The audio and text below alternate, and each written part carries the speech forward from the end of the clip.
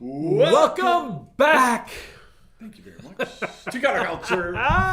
Oh, he's Pastor Mark. I'm Andy. We are. You are Pastor Andy. I am, but listen. You are a pastor. You are too. I just want to be a pastor. Well, you are a pastor. Luke, chapter 10. Luke. Very familiar. Ooh, do it again. Luke. Oh, I am your father. I love that. Do not try. Fantastic.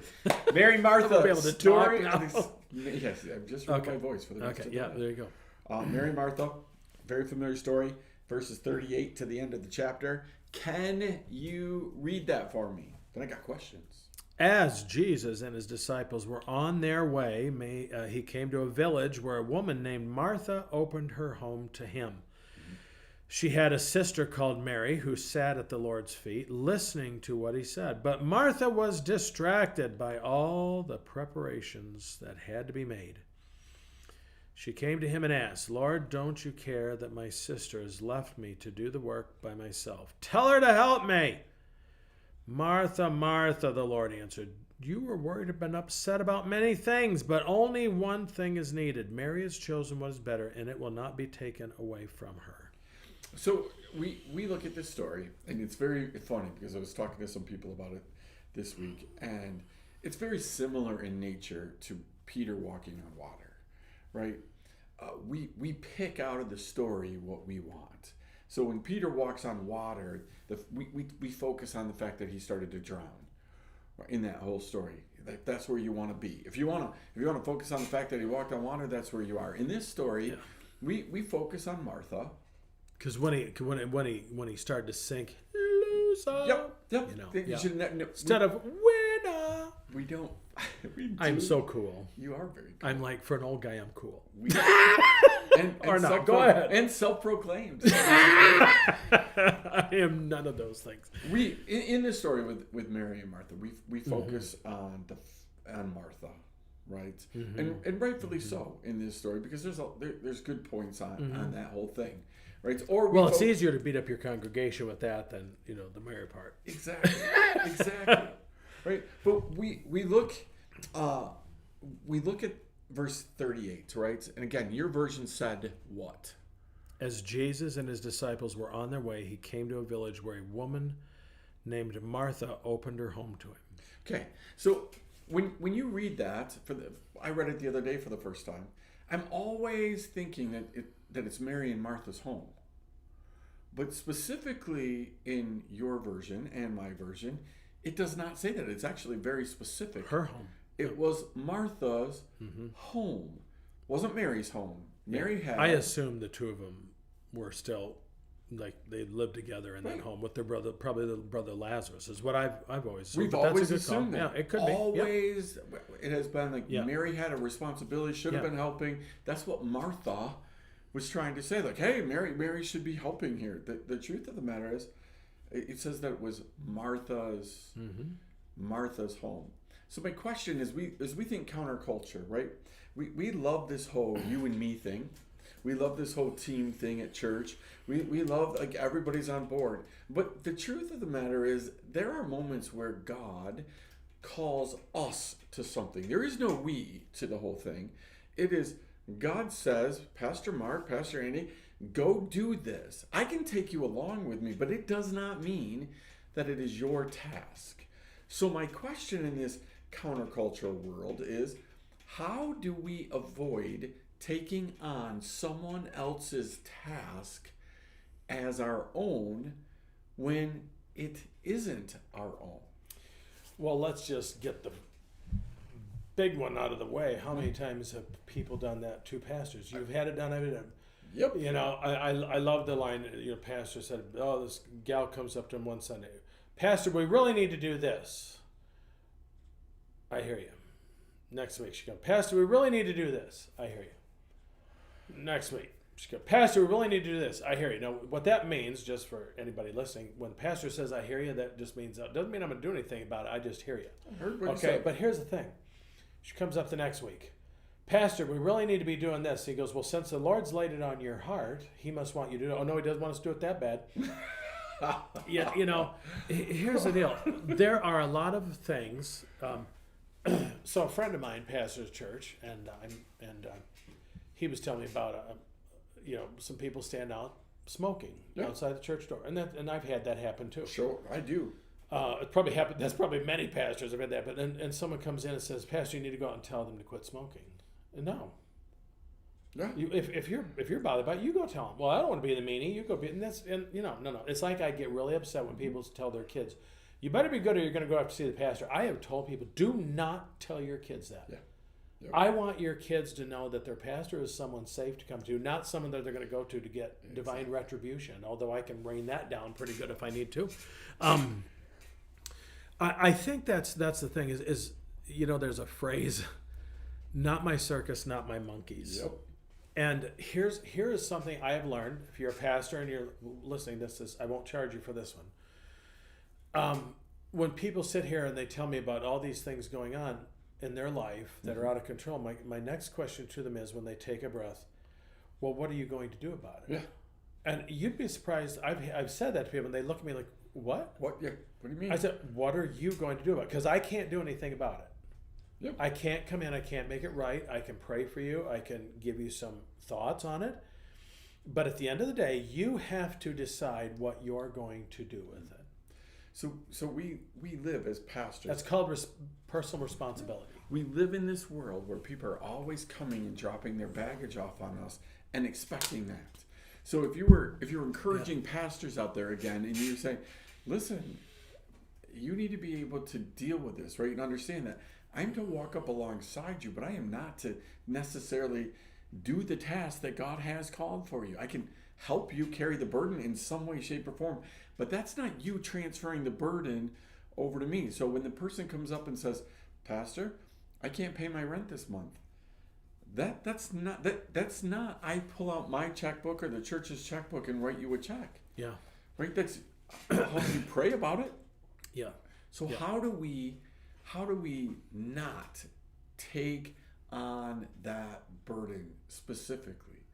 Right? Besides just saying, "Hey, what are you going to do about that?" There is an expectation with our job that we are going to do something about it. Matter of fact, we're going to be evaluated at the end of the year by how many people felt we helped them. Right? So Except for do we avoid that? no denominational authorities look at how many calls you made. Yep. No. Here's the thing is, I guess now that I'm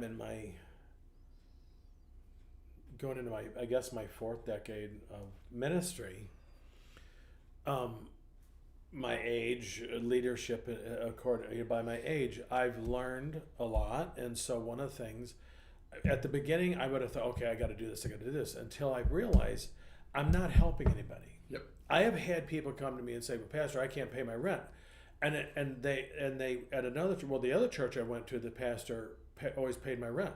Well, do you think we could get him to do it again? Yeah. Because it's you need to take responsibility. I think here's the deal. There is this thing called personal responsibility. Okay. And I think there's also we have to teach that, or at least make an awareness of it, because that is what comes to with you and I I have told my congregation many times, I'm responsible to you, not for you. Yeah. Amen. Jesus, when you die and you go to heaven and say, "Well, Pastor Mark didn't preach right, so I didn't come to Christ," Jesus is going to say, "That dog don't hunt. I heard him preach. He preached it clearly. You chose not to receive it. I'm not putting that on him. That is not his. That is our problem today. Well, it's the pastor's fault, or it's always someone else's fault." I love what you said, personal responsibility. Personal responsibility. No, it is. You have to take. And here's the thing. And I've had this, and people, and I have not offered to pay their rent because I know that there's some stewardship issues on that end. That okay, well, you spent I had this happen on a Christmas Eve one time at one church, Christmas Eve service. The lady comes in, she goes, "Oh, I'm on my way, to go see my grandkids, and I don't have enough money for gas." Yep. And I said, "Well, I'm sorry, I don't have cash on hand to help you." Oh, she was infuriated because I didn't help her. Here's the question, why didn't you say, wait a minute, more important than my grandkids having an extra couple gifts is the gift of them being with their grandmother and me being with my grandkids, and say, you know what, they're going to be short. There's a couple gifts I'm going to choose not to get them because I want the gas money to go. It's called stewardship, and there is a piece that we have to teach that. We have to teach that. I'm amazed when I see, and I've seen it in 30 years of ministry. People they cry poor, but yet they are undisciplined in their finances. And I've been there. I've gotten myself into situations, and I've had to learn to dig myself out. And you talk about this. I got this a reality from a layman who was a very good businessman one time, and I was having lunch with him and picking his brain a little bit from a business perspective, and I was, quasi whining to him. That just means I was, but it just sounds better if I say quasi. Doesn't sound as bad. And I was talking about, man, we're not going to be able to pay our budgets, what we called them, or allocations, to the denomination and whatnot. And I said, they ought to make them a little lower so we can do them or whatever. And he says, Mark, figure it out. You got to figure, your church needs to step up to the plate, see this as a challenge to grow, and figure out how to do this. Man, I didn't like hearing it, but it was the exact same. It was the exact thing that we needed to hear. Is let's not go pick money off the money tree, as my mom told me. I never did see that tree, by the way. She said we had one in the backyard, but I never saw it. I think she picked all the money off it before I got to it. But anyway, you just can't do that. And so, as God is also teaching me, it's not your church, it's mine. And I will do with it what I want.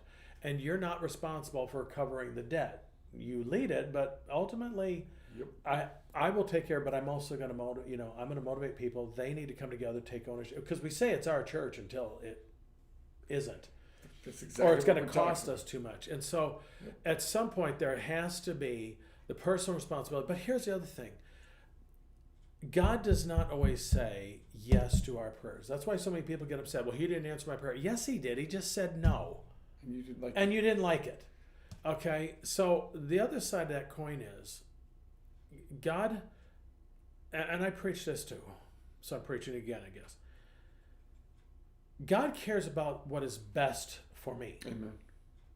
Amen. He's not worried about making me happy. Because some things that are best for me don't make me happy. Right. That's what's in the story. Yeah. God didn't make Mary. He didn't make her override her free will and make her do it. And so Martha's, upset about this. And but here's the bottom line. Maybe what was best for Martha was for her not to help, Jesus not to bail her out, so that she would know, here's what is really important. Yeah, I mean, again, this whole concept of sometimes we need to understand it's our home. It's our mission. Yes. It's our position. It's our thing. And again, I love team just as much, if not more than anybody else. I love feeling like we're part of a team. But the bottom line is, this center down here, it's my mission, my responsibility. You all could come in and help make it happen, but you don't have to go home at night and figure out how to do those things. But I don't have to do that with your home. As a pastor, a lot of times, we take home that which isn't ours. All of a sudden, I'm thinking about how to pay somebody's rent, how to pay somebody's gas. That's not my responsibility. And there are legitimate needs sometimes. Things come up, and I have helped people. Okay. And I also know there's times when they have made poor decisions. And it amazes me how many people with poor stewardship, Billy, I wouldn't ever wear a hand-me-down. Dudes, I grew up on hand-me-downs. I grew up on it, and so what? Did I, for all you know, the shirt I'm wearing right now was from the Salvation Army or something like that, or the thrift store. Sure. And you're not going to know. I'm pretty sure you got that one from the thrift store. Nor do I care. Yeah. Nor do I care. All right. Listen, we're gonna continue this on next episode. I want to ask you a couple personal questions about this story. I do not give consent to that. You don't have a choice. We're gonna leave it right there. You got lot to chew on. Are you chew on it? Are you fulfilling the mission chew your of other cud. people? You have cows. Chew your cud. I love that. All right. No matter what you do, We'll see you next time right here. Grace and peace. Counterculture.